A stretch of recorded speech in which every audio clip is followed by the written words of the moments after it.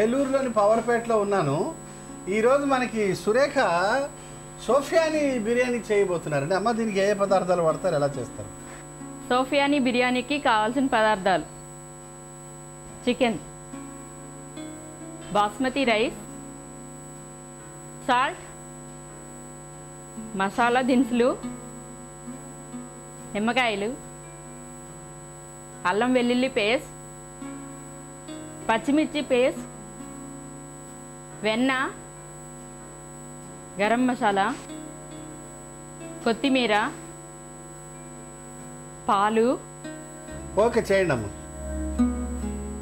ముందు స్టవ్ వెలిగించుకోవాలండి. దాని మీద బాండీ పెట్టుకుని పాలు పోసుకుని అవి మరిగించేదాకా ఉంచి మనం ఇవన్నీ క్వాంటిటీస్ అన్నీ వేసుకోవాలి. చికెన్లో కలుపుతారనమాట? పాలల్లోనే వేసుకోవాలండి. ఓహో, పాలల్లో ముందు కొన్ని వేసి బాయిల్ చేస్తారా? అవునండి. వేయండి. యాలకులు, దాల్చిన చెక్క, లవంగాలు. లవంగాలు వేసుకోవాలి. లవంగాలు, దాల్చిన చెక్క, యాలకి. ఓకే, అంటే పాలు తీసుకుని అందులో లవంగాలు, యాలకులు, దాల్చిన చెక్క వేసాం. తర్వాత నెక్స్ట్ అల్లం వెల్లుల్లి పేస్ట్ వేసుకోవాలి పాలల్లో. అవునండి. ఇంట్రెస్టింగ్. వేయండి. పచ్చిమిరకాయ పేస్ట్. ఓకే. కొంచెం. అవును, ఇవన్నీ వేసారు కదా, పాలు విరిగిపోవు? విరిగితేనే బాగుంటుంది, అదే టేస్ట్. పాలు విరగాలటండి, అదే రుచా? బాగుంటుందండి, అలాగే బాగుంటుంది. మరి పెరిగేస్తే అయిపోయేదిగా ముందే. ఇలా అలా చేయకూడదు, అది వేరేగా ఉంటుందండి, ఇది వేరుగా ఉంటుంది. ఇలాగే చెయ్యాలి. ఓకే అమ్మా. ఓకే, నెక్స్ట్ ఉప్పు వేస్తున్నామండి. ఇప్పుడు ఉప్పు వేసుకోవాలి తగినంత. ఓకే. ఓకే, నెక్స్ట్ చికెన్ వేసుకోవాలి. వేయండి అమ్మా.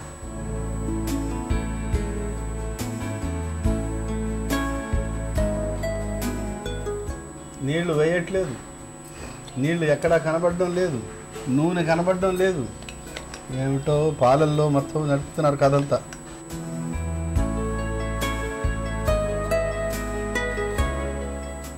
పాలు విరగలేదు, చికెన్ ముక్కలు మాత్రం చక్కగా ఉడికిపోయాయి. నెక్స్ట్ ఏం చేస్తారమ్మా? పొయ్యి వెలిగించుకుని మనం వేరే బాండి పెట్టుకుందాం. Okay, right. అందులో వెన్న వేసుకుని వేడి చేసుకుందాం.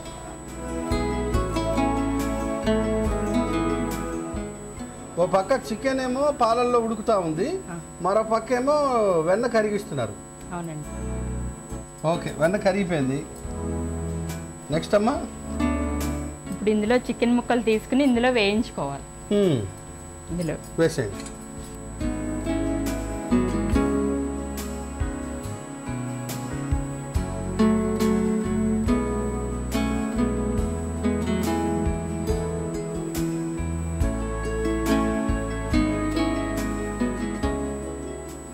పాలు వేసారు, వెన్న వేసారు, ఇంకా మిగతా పాల పదార్థాలు ఏం మిగిలిపోలేదమ్మా?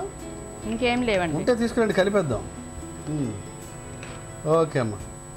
ఈ పాలు ఏం చేస్తారు ఇప్పుడు? ఇవి ఇలా మరుగుతూ ఉంటాయి, ఆఫ్ అవ్వాలి కదా. సగం అవ్వాలి, సగం అయ్యేదాకా అది అలా ఉంటుంది. మనం బాయిల్ చేసుకున్న రైస్ ఉన్నది కదా, అది వేరే బాండీ పెట్టుకుని అందులో వేసుకోవాలి. దీని తర్వాత పాలు మరిగి దగ్గరకు అయిపోయినాయి. ఇప్పుడు ఇది తీసేసి వేరే బాండీ పెట్టుకోవాలి. అందులో రైస్ వేసుకోవాలి.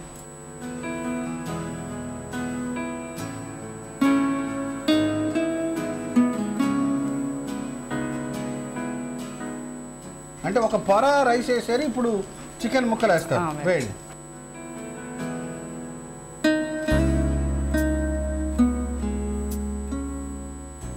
అంటే ఒక పొర రైస్ వేసారు, ఆ తర్వాత చక్కగా వేయించిన ఈ చికెన్ ముక్కలు వేసారు, మళ్ళీ రైస్ ఒక పొర వేసారు, మళ్ళీ చికెన్ ముక్కలు వేసారు, ఇప్పుడు మళ్ళీ రైస్ వేస్తారు.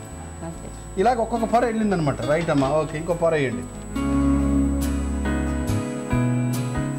రైస్ ఓకే, మొత్తం వేసేసుకోవాలి. అంటే ఇది హాఫ్ ఉడికించిన బియ్యం అనమాట, కాబట్టి మళ్ళీ ఇప్పుడు దమ్ పెడతారు, కాసేపు మూత పెట్టి వదిలేస్తారు. అవును. ఓకే,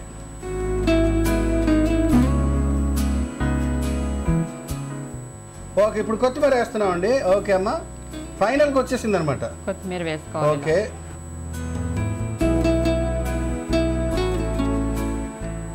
ఓకే, ఇప్పుడు నిమ్మకాయ రసం మొత్తం వేసేస్తే ఫైనల్ అయిపోయింది అనమాట. అంతే అండి. చుట్టుపక్కల వేయాలండి, ఒకే చోట వేయకుండా జాగ్రత్తగా చుట్టూ వేయాలి. బిర్యానీ ఎప్పుడు మొత్తం కలపం కాబట్టి కొంచెం కొంచెం ఒక సైడ్ నుంచి తీసుకుని తింటాం కాబట్టి మొత్తం వేయాలి కాబట్టి ఆ లెమన్ రైస్ చుట్టుపక్కల అన్ని ముక్కలకి పట్టాలా ఉండాలి కాబట్టి అలా చుట్టూ పరుచుకున్నాడు. ఓకే, రైట్ అమ్మా.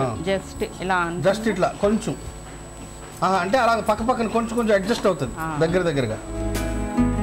బిర్యానీ అన్న తర్వాత అది కాసేపు ఉడకాలి, ఎందుకంటే బియ్యం కూడా మీరు సగమే ఉడికించాను అన్నం అని చెప్పారు కాబట్టి కాసేపు మూత పెట్టి వదిలేస్తే శ్రేష్టం అమ్మా. పెట్టేయండి అమ్మా మూత పెట్టి. ఓకే, అయిపోయిందమ్మా, చూడండి అమ్మా. అయిపోయిందండి. ఓ వండర్ఫుల్. సోఫియాని బిర్యానీ అయిపోయింది. ఇప్పుడు బౌల్ తీసుకున్నా, అందులో మీకు టేస్ట్ చేయడానికి వేస్తున్నా. ఓకే,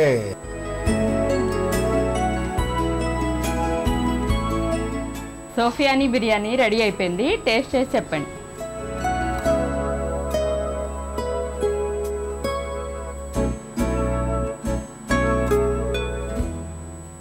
ఆహా,